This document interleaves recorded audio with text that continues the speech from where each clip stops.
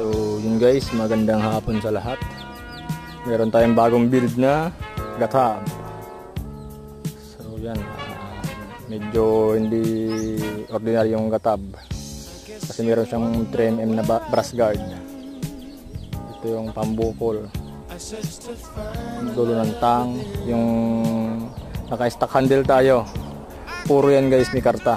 Ito lang yung hindi, sungay ng usa. Ginamit ko siya para yumuko yung handle. May 6mm na brass tube para sa lanyard rope.